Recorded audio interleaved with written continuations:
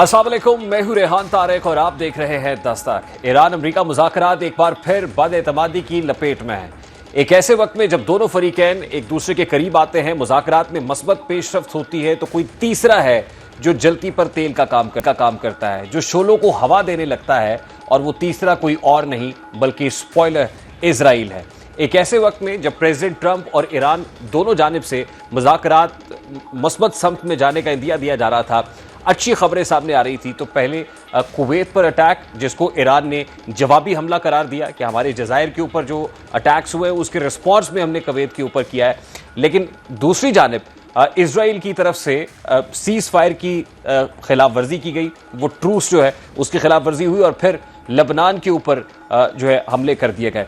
President Trump अब भी खासे हौसला अफजा और पुरुमीद दिखाई देते हैं कि ईरान के साथ मुज़ाकरात मस्बत समत में आगे बढ़ रहे हैं, लेकिन साथ ही ये खबरें भी सामने आ रही हैं कि बेंजामिन नेतन्याहू की सदारत में जो दूसरी प्रेसिडेंट ट्रंप की दूसरी सदारत के अंदर बेंजामिन नेतन्याहू के साथ जो टेलीफोनिक कॉन्वर्सेशन हुई है, इससे पहले सख्त कॉन्वर्सेशन आज तक नहीं हुई जितनी सख्त कॉन्वर्सेशन अब नेतन्याहू के साथ की गई है, और वो इन पर्टिकुलर लबनान के ऊपर अटैक्स के मामले पर की गई है कि एक ऐसे वक्त में ये अटैक्स किए गए हैं कि जिस वक्त ईरान और अमरीका के दरमियान जो है मुज़ाकरात आगे बढ़ रहे थे, और वो रिजल्टेड किसी कंक्लूजन पे पहुंचने वाले थे, और फिर रिपोर्टेडली जो खबरें सामने आ रही हैं उसमें लबनान पर हमलों बारे ट्रंप ने नेतन्याहू को पागल भी करार दिया है, और अमरीकी सदर ने लबनान पर जारी इसराइली हमलों के मामले पर इसराइली वज़ीर आज़म से सख्त लहजे में गुफ्तगू की है, नाशुक्रा करार दिया है, और रिपोर्ट्स ये भी दावा करती हैं कि ईरान की जानिब से अमरीका के साथ मुज़ाकरात मुअत्तल करने की धमकी सख्त रद्दअमल की बड़ी वजह भी बनी। और ट्रंप ने वाज़ेह किया कि बैरूत पर मजीद हमले नहीं होने चाहिए। जो पेशकदमी लबनान की तरफ इसराइली फोर्सेस की हो रही थी उसको भी ट्रंप ने दावा किया कि रोक दिया गया है, लेकिन अब इतलात ऐसी हैं कि बावजूद इसके कि यह कहा जा रहा है कि इसराइल की जानिब से मजीद अटैक्स नहीं होंगे, लेकिन फिर भी ये पेशकदमी जारी है, अटैक्स फिर भी हो रहे हैं। अब ये कोई सोची समझी साजिश है, प्लानिंग है, या फिर ये समझा जाए कि प्रेसिडेंट ट्रंप तो ये चाहते हैं कि ईरान के साथ मुज़ाकरात मस्बत समत में आगे बढ़े, कंक्लूसिव भी हों, लेकिन नेतन्याहू ये नहीं चाहते। वो अब्राहम अकॉर्ड की शिक जो है वो बीच में डालने का मामला हो ऐन उस वक्त पे कि जिस वक्त उसकी कोई तुक नज़र नहीं आती, कि जिस वक्त दोनों तरफ से मुसव्वदे भी शेयर हो गए, बातचीत भी हो गई, उसमें कुछ अमेंडमेंट्स भी हो गई, तो अब्राहम अकॉर्ड की जो है वो बात सामने आ गई जो बिल्कुल बेपरखी उड़ाने के मुतरादिफ था। और अब जब अमेरिका की जानिब से अमेंडमेंट्स के साथ एक ड्राफ्ट ईरान के साथ शेयर किया गया, तो बिल्कुल उसी वक्त इजराइल की जानिब से लबनान के ऊपर अटैक्स कर दिए गए। हिज़्बुल्लाह से मुताल्लिक भी कुछ खबरें सामने आई कि उन्होंने भी जो है वो इस बात पर इत्तफाक किया है कि अब आगे से रिस्पॉन्स नहीं होगा, कुछ जवाबी कार्रवाई नहीं होगी, लेकिन इस बात की ज़मानत कौन देगा कि वो जो एक स्पॉइलर बीच में बैठा हुआ है वो इस सारे के सारे मामले को मज़ीद स्पॉइल नहीं करेगा। हामिद खान मशरकी साहब इंटरनेशनल रिलेशंस एक्सपर्ट है, उन्होंने हमें ज्वाइन किया इस सारे मामले पर, उनसे बात करते हैं। हामिद खान मशरकी साहब, thank you very much for joining अस। सबसे पहले तो ज़ाहिर है बड़ा सादा सा सवाल है, दोनों तरफ से अमेंडमेंट भी शेयर हो गए, मामलात भी यूँ लग रहा था कि जैसे पॉजिटिव डायरेक्शन में आगे बढ़ रहे हैं, लेकिन उसी वक्त कुवैत के ऊपर अटैक्स की खबरें आई, और फिर ईरान का रिस्पांस भी आया कि हमारे जज़ायर पे जो अटैक्स हुए उसके रिस्पांस में हमने ये हक के दिफा इस्तेमाल किया है, जवाबी कार्रवाई की गई है, ये एक ज़ाहिर रिएक्शन था। और फिर दूसरी तरफ इजराइल की तरफ से जो लबनान पर अटैक्स हुए हैं, आप कैसे देखते हैं कि दिस पॉइंट इन टाइम ये सारा मामला एक प्लानिंग के तहत खराब किया जा रहा है? बहुत शुक्रिया रेहान साहब। देखिए, मैं कोई 2 हफ्ते से एक बात कर रहा हूं कि इस मुज़ाकरात का जो सारा सिलसिला चल रहा है 8 अप्रैल के सीज फायर से लेके अभी तक, और फिर इसके बाद इसको नेतन्याहू ने एक विंडो ऑफ अपॉर्चुनिटी बना लिया अपने लिए लबनान पर कब्जा करने के हवाले से, और पूरी दुनिया की तवज्जो जहां पर ईरान अमेरिका मुआहदे की खत्मी शक्ल के ऊपर थी, वहां पर नेतन्याहू ने अपना जो लबनान पर हमले हैं वो इंतहाई इंटेंसिफाइड कर दिए, इतने इंटेंसिफाइड कर दिए कि अब उसकी जियोग्राफी बदल दी है। इसराइल ने 35 मुरबा किलोमीटर का इलाका कब्जे में ले लिया। 30 लाख लोग जो हैं जनूबी लबनान के वो बेघर कर दिए गए। 4000 से ज्यादा लोग सिर्फ 2 माह में शहीद कर दिए गए हैं, और उसके बाद फिर पूरी दुनिया की तवज्जो जो है उसको हटाया जा रहा है कि सिर्फ मुज़ाकरात की बात की जा रही, जबकि दरअसल वो नेतन्याहू अपना ग्रेटर इसराइल के मंसूबे पे भी अमल किए जा रहा है, दुनिया की आंख में दूर भी झोंके जा रहा है। और जैसे अभी आपने भी बात की कि ये जो सीज फायर है ये तो एक चिंगारी की तरह है, किसी वक्त भी ये आग दोबारा भड़क सकती है, और इसकी सबसे बड़ी वजह जो है वो नेतन्याहू है। और बिलाशुबा ये जो कल की जो बात रिपोर्ट हो रही है ट्रंप की जानिब से, नेतन्याहू को पागल करार देना और उसको ये बताना कि उसकी वजह से उसको जो क्रिमिनल प्रोसीडिंग से भी अमेरिका ने बचाया वो भी जेल में होता, और ये बड़ा हकीकत एक जो प्रेसिडेंट ट्रंप ने उनको बताई कि अब पूरी दुनिया जो है वेस्टर्न वर्ल्ड समेत कोई भी इसराइल के साथ नहीं है। उन्होंने 2 साल में गजा में बर्बरियत करके पूरी दुनिया से इसराइल की हमायत खत्म हो चुकी है। इस सब के बावजूद अमेरिका उसको एक शेल्टर प्रोवाइड कर रहा है, अमेरिका जो है वो उसको सपोर्ट कर रहा है। और खुद सदर ट्रंप को इस बात का अंदाजा है कि इस दलदल में, इस जंग की दलदल में जो घसीटा गया है वो इसराइल की वजह से है। अब जब वो निकलना चाह रहे हैं तो इसराइल चूंकि वो तीसरी आलमी जंग की तरफ दुनिया को धकेल रहा है, तो वो ये कोशिश कर रहा है कि हर हालत में ना तो अमन मुआहदा हो, अमेरिका इस दलदल में फंसा रहे। छोटे से इसराइल को, नेतन्याहू को अपने जाती पॉलिटिकल फायदा, ग्रेटर इसराइल की ग्रेट गेम की वजह से उसने पूरे अमेरिका की माइट को मैं समझता हूं कि पूरी दुनिया में जलील करवाया है। और मैं ये भी कहूंगा कि खुद अमेरिकन के अंदर अब ये बड़ा एहसास पैदा हो चुका है कि अमेरिका जो है वो एक बदतरीन प्रॉक्सी बन गया है इसराइल की। और खुद रिपब्लिकन्स के अंदर भी इस बात की बड़ी ज्यादा जो है वो शऊर नजर आ रहा है। लेकिन चूंकि इसराइली लॉबी बड़ी स्ट्रांग है, जूश लॉबी अमेरिका में भी स्ट्रांग है, और ये जो अभी की जो मौजूदा सूरत हाल है रेहान साहब, मुझे इसके अंदर जो सबसे बड़ी परेशानी या नाउमीदी नजर आती है वो यही है कि अगर नेतन्याहू ने अब कल परसों से बैरूत पे हमले शुरू कर दिए तो सूरत हाल जो है वो मजीद खराब हो जाएगी। और ईरान जी ऐसी रिपोर्ट्स तो सामने आ रही हैं और इसराइली फोर्सेस की पेशकदमी से मुतालिक भी बातें सामने आ रही हैं। लेकिन मेरा बड़ा सादा सा सवाल है, जो टोन रिपोर्ट हो रही है प्रेसिडेंट ट्रंप की नेतन्याहू के साथ टेलीफोनिक कॉन्वर्सेशन में, हाउ इंपॉर्टेंट इज दिस? कि लगता यूं है कि जैसे फ्रस्ट्रेशन प्रेसिडेंट ट्रंप की तरफ भी है, वो चाहते हैं कि जल्द से जल्द ये मामला सिमटे, क्योंकि जाहिर है इंटरनल और एक्सटर्नल दोनों तरह का प्रेशर है। लेकिन दूसरी तरफ आपको याद होगा कि मुज़ाकरात इसी कंडीशन के ऊपर शुरू हुए थे ईरान और अमेरिका के कि लबनान को इंक्लूड किया जाएगा, और फिर अमेरिका के अंदर लबनान और इजराइल के माबैन जो है वो सीज फायर पर जो है वो एग्रीमेंट भी हो गया था, कंसेंसस भी हो गया था। तो फिर अब ये जो चीजें सामने आ रही हैं, आपको लगता है कि वो सेम पेज जो है वो बरकरार नहीं रह सकेगा अमेरिका और इजराइल के माबैन? देखिए, कंप्लीट वायलेशन है इसराइल की तरफ से उस अमन मुआहदे की। ईरान ने बड़ा हौसला दिखाया कि उसने फिर भी मुज़ाकरात जारी रखे, बावजूद के लबनान में सीज फायर की खिलाफ वर्जियां जारी थी। उसके बावजूद मैं ये समझता हूं कि ये सेम पेज सदर ट्रंप के साथ बहुत मुश्किल में आ गया है। लेकिन आपको एक बात बताता चलूं कि अगले 24 घंटों में, क्योंकि सदर ट्रंप की आपने ट्रैक रिकॉर्ड को देखना है, वो अभी कल हो सकता है दोबारा नेतन्याहू के हक में बयान दे दें, और उसकी वजह ये होगी कि यहूदी लॉबी बड़ी स्ट्रांग है, पीट हेग्जेट हैं, स्टीव विटकॉफ हैं और जेरेड किशनर हैं। ये सारे जो हैं ये इसराइल की नवाज इसराइल लॉबी के हैं। इनका सारा इंटरेस्ट जो है वो इसराइल के इंटरेस्ट को प्रोटेक्ट करने में है। सो मुझे इस बात के ऊपर अभी तक बड़ा ज्यादा डाउट्स हैं कि सदर ट्रंप कोई बहुत मुस्तकिल एंटी इसराइल ट्रैक या लाइन ले सकेंगे। वो हर हालत में इसराइल को अभी भी प्रोटेक्ट करेंगे। ये जो इनका गुस्सा है, ये वो फ्रस्ट्रेशन, आपने बिल्कुल सही लफ्ज़ इस्तेमाल किया, जो वो हकीकत जानते हुए ये जाहिर कर रहे हैं कि अमेरिका इस वजह से फंसा है। लेकिन अगेन मैं नहीं समझता कि इतनी जल्दी इसराइल अमेरिका की टाइज टूटेंगी या खराब होंगी। अगर ऐसी कोई बात होती तो वही बात है कि इब्राहिम अकॉर्ड की बात जो है, जो दरफुतनी छोड़ी गई, वो क्यों बीच में लाई जाती। इसी तरह इसराइल को क्यों खुला हाथ दिए जाते कि जी हिजबुल्लाह के नाम के ऊपर आप लबनान पे जो मर्जी करो, हमास के नाम पे आप गजा पे जो मर्जी करो, और जनाब वो कॉलोनियों के नाम के ऊपर आप वेस्ट बैंक में जो मर्जी करो, नो आबादकारी के निज़ाम पे नाम पर। सो बुनियादी बात यह है कि खित्ते के अंदर जब तक मुकम्मल तौर पर इसराइल को कंट्रोल नहीं किया जाएगा, अमेरिका उसकी गारंटी नहीं देगा। मैं समझता हूं कि पीस प्रिवेल करना बहुत मुश्किल है, बल्कि ये वही बात है कि ये एक आतिशफशां है और आतिशफशां फट सकता है। लेकिन इससे भी कोई इनकार नहीं कि हर हालत में अमेरिका चाहता है इस जंग से निकलना। अमेरिका के मुफाद में भी यही है कि अब वो निकल जाए। उसकी वजह ये कि आपने देखा कि वर्ल्ड सुपर पावर हो के उसके F-35 गिरे, उसके J-18 गिरे, उसको जनाब मुकम्मल तौर पर खुफगी जो है उसको जो है वो पसपाई उठानी पड़ी। सो ये सारा कुछ जो है ये अमेरिका के लिए नाकाबिले अफोर्ड था, और अमेरिका इस वक्त एक बड़ी मुश्किल में फंसा हुआ है। चाइना उसको बार बार वार्न भी कर रहा है, और अगर ये जंग बढ़ती है तो रेहान साहब सूरत बहुत खराब होगी। इसलिए प्रेसिडेंट ट्रंप के लिए मुआहदा करना नागुज़ीर है, लेकिन उसकी कीमत क्या अदा करनी पड़ती है ये देखना होगा।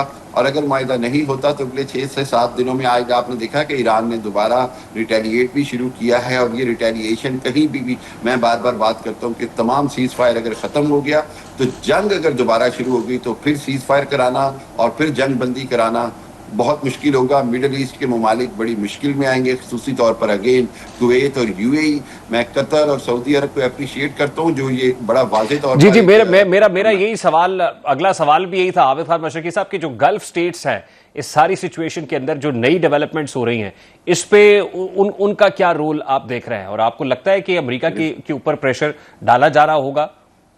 रेहान साहब, बड़ा मैं समझता हूं कि इसमें पाकिस्तान का बड़ा कलीदी किरदार है, चाइना का, बाकी ममालिक का, जिन्होंने एक चीज मेक श्योर की कि अरब ममालिक और ईरान आपस में बराह रास्त सामने सामने ना आए, जो बुनियादी मकसद था इसराइल का इस जंग के अंदर कि जी अरबों को आपस में ईरान के साथ लड़ा दिया जाए।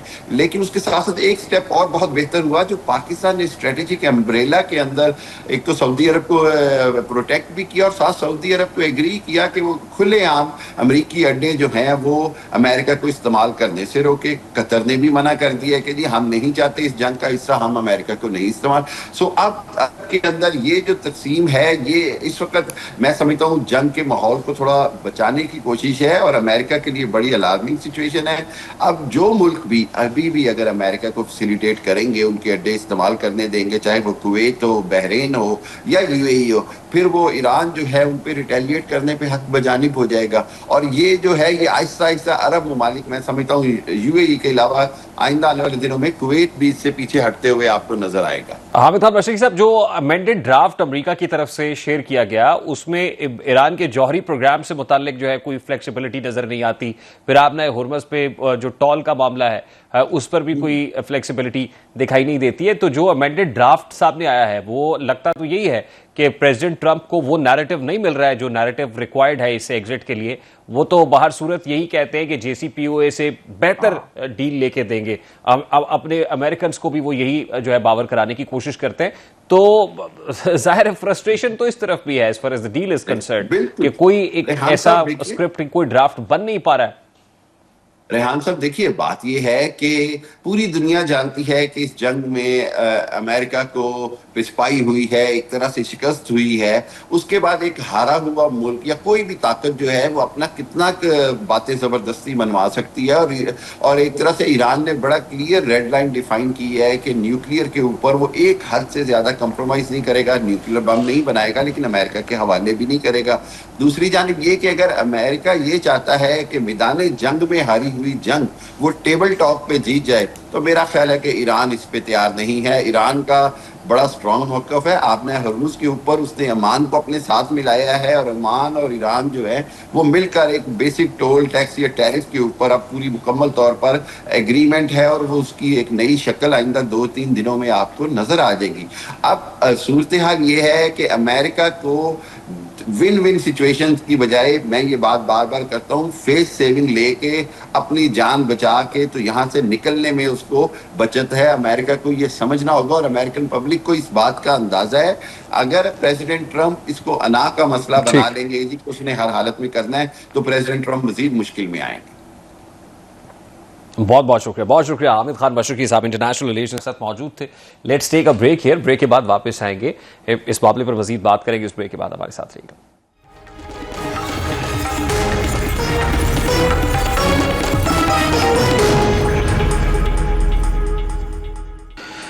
Welcome back. इस वक्त senior defence analyst brigadier retired Masood Ahmed Khan साहब ने भी ज्वाइन किया। अस्सलाम वालेकुम ब्रिगेडियर साहब, बहुत बहुत शुक्रिया, thank you very much for joining us. Iran America तनाज़े को सुलझाने के लिए पाकिस्तान की खामोश और पुरअसर सफारतकारी किसी से ढकी छुपी नहीं है। जो रोल पाकिस्तान ने प्ले किया, गल्फ स्टेट्स को इंटैक्ट रखा, ईरान और गल्फ स्टेट्स को आमने सामने नहीं आने दिया। लेकिन अभी रिसेंटली इजराइल की तरफ से जो अटैक्स किए गए लेबनान के ऊपर, फिर बैरूत की तरफ जो पेशकदमी जारी है, उसमें जो स्पॉइलर का role as always Israel play कर रहा है, ये उस सफारतकारी की जो कोशिशें हैं, जो अनथक मेहनत है, उसके लिए कितना डैमेजिंग है सर? लेकिन हम देखें पहले से भी ये खतरात है कि इस तरह के कोई सिचुएशन ये डेवलप कर सकते हैं। और जिस तरीके से अभी आप देखें कि पहले लेबनान येलो लाइन की बात की, फिर लिटानी रिवर्स की बात की, फिर अब जहरानी रिवर, और now they are threatening Beirut. लेकिन जिसके बाद से आपने देखा कि जब कल ईरान ने जब एक्सटेंड ले लिया और सस्पेंड कर दिया टॉक्स, उसके बाद और उससे पहले भी हमने देखा था अमेरिका कोशिश कर रहा था। और कल जिस तरह के उनकी बातचीत हुई है प्रेसिडेंट ट्रंप की विद नेतन्याहू, तो उससे उनको ऑर्डर्स दिए गए हैं कि भाई आप आगे फर्दर मूव नहीं करेंगे। तो मेरे ख्याल में एक उससे ये है, क्योंकि अमेरिका जो चाहता है, देखें कि इस जंग से वो निकलना चाहता है, क्योंकि इसके पास time is running very short है।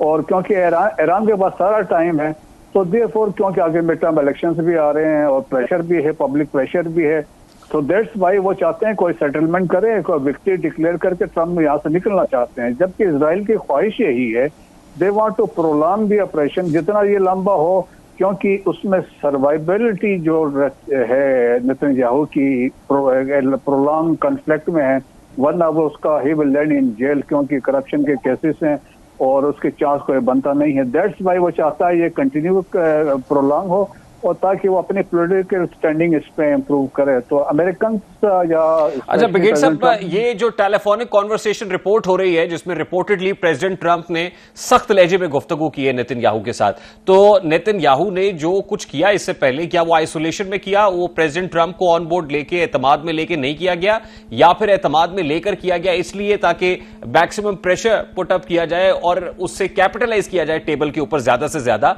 लेकिन जैसे ईरानियन साइड की तरफ से मुज़ाकरात को मुअत्तल करने की बात हुई, तो उस वक्त just to give an eyewash ये तासुर दिया जा रहा है कि बहुत सख्त कॉन्वर्सेशन हुई है और नेतन्याहू को रोक दिया गया है, क्योंकि अभी खबरें तो ये भी आ रही हैं कि बैरूत की तरफ तो पेशकदमी बदस्तूर जारी है इजरायली फोर्सेस की, लेबनान के ऊपर अटैक्स भी रुके नहीं है। जी हाँ, दोनों पॉसिबिलिटीज हैं। और वो उन्होंने यही कहा था सीज फायर हम करवा रहे हैं। अब लोग यही भी कह रहे हैं, अमेरिकन को कहा था, गो हेड दिया था कि आप जिस मौके से फायदा उठाए, जितना ज्यादा आप एरिया को सीज कर सकते हैं कर लें। तो दैट इज वन थिंग। और दूसरा ये भी हो सकता है ये कहानी लीक की गई होगी, बताया गया होगा, इस तरीके से आप रिपोर्ट करें।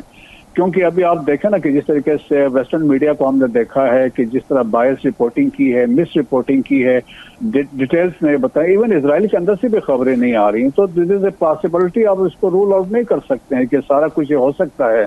और फिर वैसे भी देखें, एक तरफ से ये भी बात हो रही है कि वो यूनाइटेड स्टेट का एक कॉन्स्टिट्यूशन का एक सेक्शन है, this is a possibility of merger of Israeli forces के और अमेरिकन फोर्सेस के, एक वो कंसेप्ट उसको भी प्रोपिगेट किया जा रहा है कि जहां पे डिफेंस कोऑपरेशन है बिटवीन द टू कंट्रीज, और जिसमें वो कहते हैं एक ही ऑब्जेक्टिव से उस पर हम we can pursue. So different है सारे। फिर ऊपर से आप ये भी देखें कि उनकी फॉरेन पॉलिसी किसके हाथ में, स्टीव विटकॉफ और जेराड कुशनर, जो those are not elected members, कोई है ही नहीं है, लेकिन वो वहां पे कर रहे हैं। सो मेरे ख्याल में बहुत सारी पॉसिबिलिटीज है, लेकिन ईरान हैज प्लेड वेल और अपने कार्ड सही खेला है। ईरान के पास टाइम है, ईरान के पास लिवरेज है, ईरान के पास सस्टेनेबिलिटी है, तो उनके पास कोई मसला हो नहीं सकता है, क्योंकि उनके पास चीजें ऐसी हैं कि वो जो लिंक्स हैं ट्रेड के लिए सेंट्रल एशियन रिपब्लिक्स के साथ, कैस्पियन सी के थ्रू रशिया के साथ, चाइना के साथ लिंक है। सो उन पर इतना प्रेशर नहीं जितना अमेरिका पर प्रेशर आएगा। It is very difficult for them, मुश्किल बनता जाएगा नेवल ब्लॉकेड को बेसिकली सस्टेन करना। सो मेरे ख्याल में दैट्स वाई आप देखें कि the entire pressure now is on America. America जो भी हो, देखें अंदर से इजराइल से मिला भी हो, लेकिन वो निकलना चाहता है क्योंकि अपने सर्वाइबिलिटी। माना अब लोग तो ये भी कह रहे हैं कि ट्रम्प अगर मिड टर्म इलेक्शन हार जाते हैं तो then it will be his impeachment. लेकिन ब्रिगेड साहब, दूसरी सूरत में जाहिर है ईरानियन को साइड को भी इंफ्रास्ट्रक्चरल कॉस्ट तो बहुत ज्यादा है जो पे करना पड़ी है, और फिर जो फाइनेंशियल या इकोनॉमिक कॉस्ट है, अगर ये मजीद प्रोलॉन्ग करता है, लिंगर ऑन करता है, तो वो भी पे करनी पड़ेगी। तो for how long they can sustain with this sir? देखिए, ईरान ने खुद ही कहा है they can sustain 3 to 6 months, लेकिन ईरान कोलैप्स नहीं करेगा। अब आप देखिए इकोनॉमिक उसमें मसाइल आ सकते हैं, लेकिन जो कंसेप्ट था कि हम एलिमिनेट कर देंगे और इसके बाद से ईरान सरेंडर कर देगा और इसके बाद मतलब बहुत सारी चीजें थी, न्यूक्लियर हमारी मर्जी के मुताबिक, वो तो कोई नहीं हुआ। ईरान के पास देखें ना, दोनों लिवरेज ईरान के पास, स्ट्रेट ऑफ हॉर्मुज़ का लिवरेज उनके पास है और इसके बाद न्यूक्लियर भी उनके पास ही है। सो दैट्स वाई ईरान इसको प्रोलॉन्ग भी कर रहा है। अपना वो चाहता है कि एट जो टाइम उनको सूट करेगा या कि वो कंसेशंस ले। और कल जो सस्पेंड किए हैं बातचीत, तो उसका मतलब भी उसमें वो ईरान कंसेशन लेना चाह रहा है और एक प्रेशर डेवलप करना चाह रहा है। तो मेरे ख्याल में सब चीजें ईरान के फेवर में, डिस्पाइट इफेक्ट $300 बिलियन का उनका नुकसान हुआ, इंफ्रास्ट्रक्चर की बात है, लेकिन बहुत बड़ा मुल्क है, लेकिन सरवाइव करेगा। आज भी ऑयल जो तेल है ईरान में 3 to 4 सेंट के हिसाब से मिल रहा है। ठीक, लास्टली ब्रिगेड साहब, अब जाहिर है गल्फ का प्रेशर अपनी जगह पे, फिर चाइना में जो मुलाकातें हुई, अब रशियन रोल अपनी जगह पे, फिर पाकिस्तान ने इन पर्टिकुलर जो इफेक्टिव रोल प्ले किया है, आप क्या देख रहे हैं ये इंटरनल एक्सटर्नल प्रेशर्स के साथ जो है वो कितनी देर में कोई ऐसा कोई वन पेजर एग्रीमेंट जो है ईरान और अमेरिका इस पे पहुंच सकता है? बिलियन डॉलर क्वेश्चन तो यही है, क्योंकि तकरीबन कमोबेश हर हफ्ते ये तासुर दिया जाता है कि वन पेजर एग्रीमेंट हो रहा है, दोनों तरफ से ड्राफ्ट भी शेयर हो चुके, लेकिन वो कोई कंक्लूसिव क्यों नहीं हो पा रहा है अभी तक? लाइकली मेरे ख्याल में ये 2 कोर पॉइंट्स है जो मैंने आपको बताया, इसी पे मॉडलिटी, इस पर डिस्कशन हो रही है। जैसा प्रेसिडेंट ट्रम्प ने कहा, नेक्स्ट वीक तक इंशाल्लाह चीजें हो जाएंगी। बहुत बहुत शुक्रिया ब्रिगेड साहब आपके वक्त के लिए। ब्रिगेडियर रिटायर्ड मसूद अहमद खान साहब, सीनियर डिफेंस एनालिस्ट, हमारे साथ मौजूद थे। अभी एक ब्रेक लेंगे, ब्रेक के बाद जब वापस आएंगे, पाकिस्तान तहरीक इंसाफ केपी के महाज पर तंजीमी तौर पर भी डिवाइडेड नजर आ रही है, फॉरवर्ड ब्लॉक बनने की खबरें भी हैं, कुछ अरकान ने इजलास भी बुलाया और उसके अंदर अपने कंसर्न्स भी टेबल किए हैं, और ये concerns chairman PTI barrister Gohar तक पहुंचाने की बात भी हुई है। और ये सब कुछ एक ऐसे वक्त में हो रहा है जब केपी में बजट जो है वो करीब है और उसमें सुहेल आफरीदी पर प्रेशर बढ़ता हुआ नजर आ रहा है। एक ब्रेक लेते हैं, ब्रेक के बाद वापस आएंगे। शौकत यूसुफजई साहब पाकिस्तान तहरीक इंसाफ के रहनुमा में ज्वाइन करेंगे, हमारे साथ रहेगा।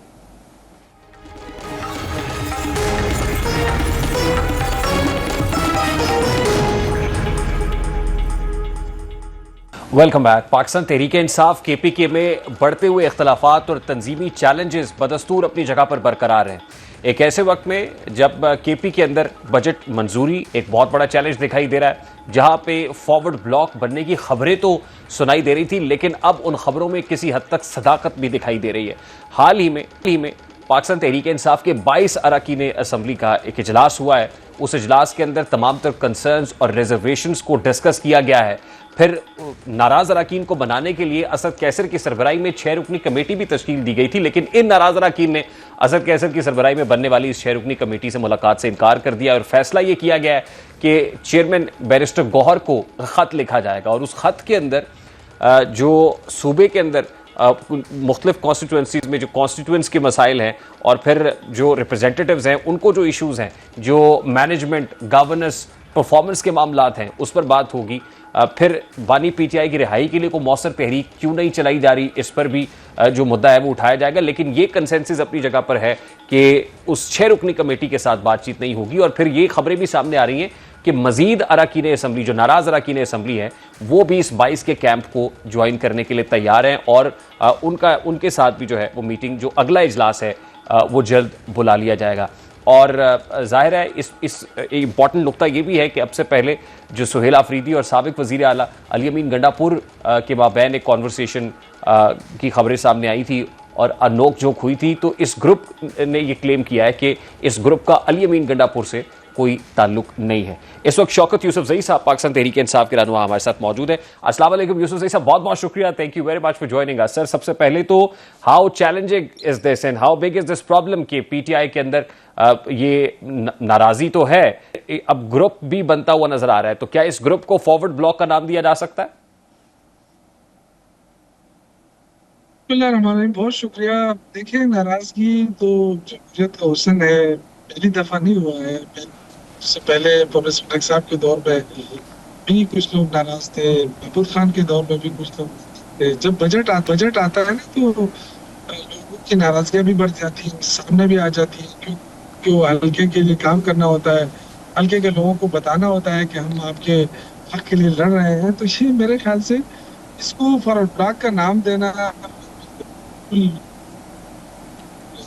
तहदीद करता हूँ, कोई फॉरवर्ड ब्लॉक नहीं बन भी नहीं सकता है। देखिए, तहरीक इंसाफ वो जमात है जिसमें वर्कर जो है वो खुद एहतसाब करते हैं। अगर आप पार्टी के खिलाफ जा रहे हैं, अगर आप अपनी हुकूमत के खिलाफ जा रहे हैं तो फिर वर्कर आपको नहीं छोड़ते अपने हल्के में, तो कोई भी ये रिस्क नहीं लेता। हाँ, ये जरूर है कि नाराजगी शो करके, नाराजगी का इजहार करके अपने हल्के के लिए ज्यादा से ज्यादा बात ले सकते हैं, स्कीमें ले सकते हैं, मंसूबे ले सकते हैं। नहीं, और लेकिन वो- यूसुफ जई साहब, इस बार जो कंसर्न सामने आ रहे हैं वो यूं लगता है कि जैसे चीफ मिनिस्टर केपी के सुहेल आफरीदी के खिलाफ एक चार्जशीट तैयार हो रही है।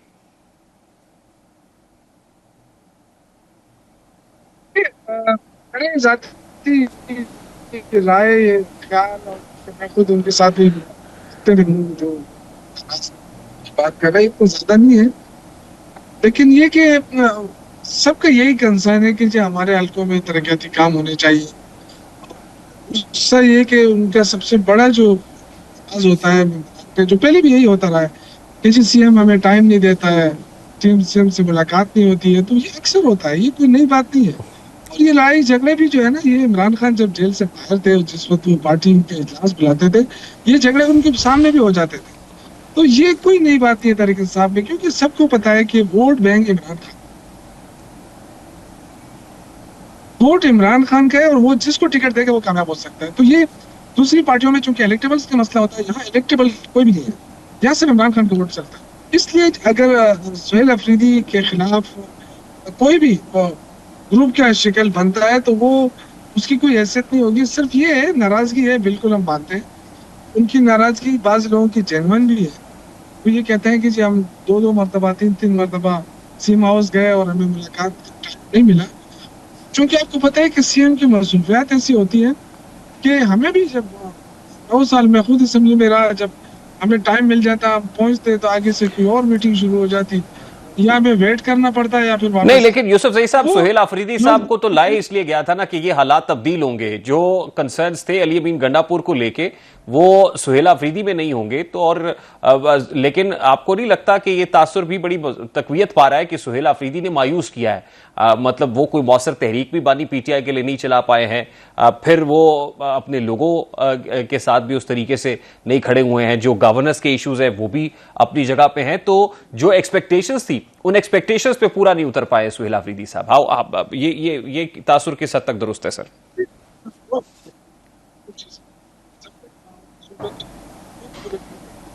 कोई भी चीफ मिनिस्टर हो, उसके लिए मुश्किलात होंगी। देखिए, हमारा जो सूबे को बिजली के बाद में दीगर जो हमारा शेयर बनता है, डिविजिबल पूल से जो शेयर बनता है, वो अगर हमें पूरा मिले तो फिर तो सबके मसाइल हल हो सकते हैं।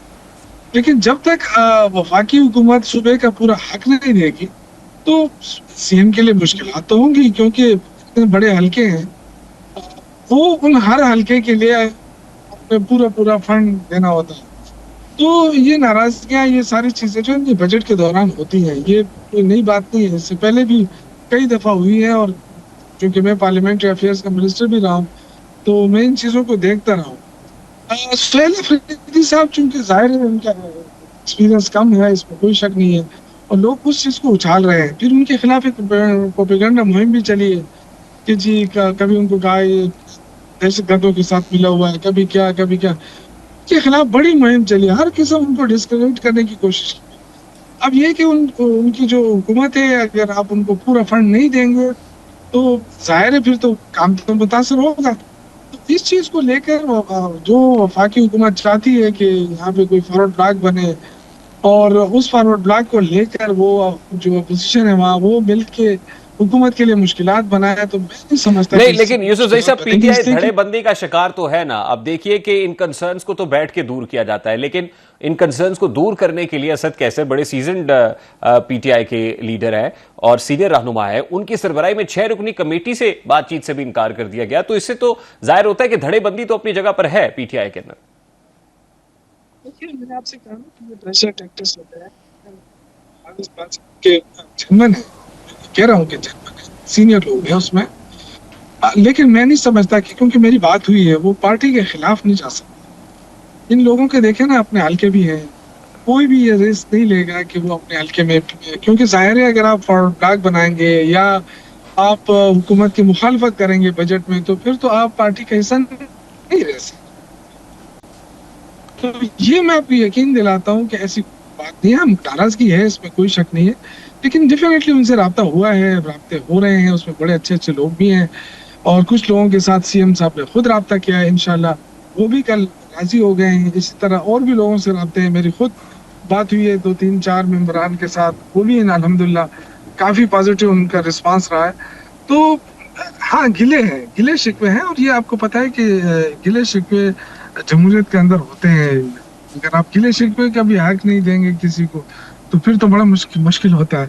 तो गिले शिकवे हैं और वो इस वक्त lastly this was the high time Yusuf जही साहब के जब बानी पीटीआई के लिए यकसू होके कोई तहरीक चलाई जाती, बावजूद इसके कि अनाउंसमेंट्स तो हुई लेकिन एग्जीक्यूशन हमें देखने को नहीं मिली। तो ये गिले शिकवे ठीक है अपने होने चाहिए, लेकिन बात यह है कि ये तो वो वक्त था ना, this was the high time कि जब यकसुई की जरूरत थी और तहरीक को कामयाब बनाने की जरूरत थी।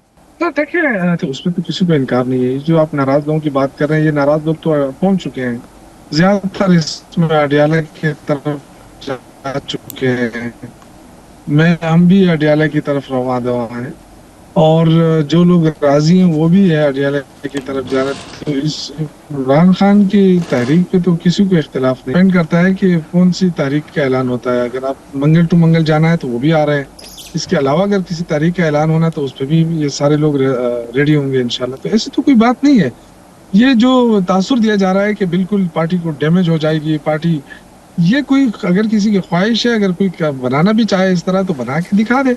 मैं आपको गारंटी करता हूं कि यहाँ कोई फॉरवर्ड ब्लॉक नहीं बनेगा इंशाल्लाह। बहुत शुक्रिया शौकत यूसुफ जही साहब, पाकिस्तान तहरीक इंसाफ के रहनुमा शौकत यूसुफ जही साहब हमारे थे। प्रोग्राम का वक्त अपने इख्तिताम को पहुंचा, आपसे मुलाकात होगी इंशाल्लाह कल।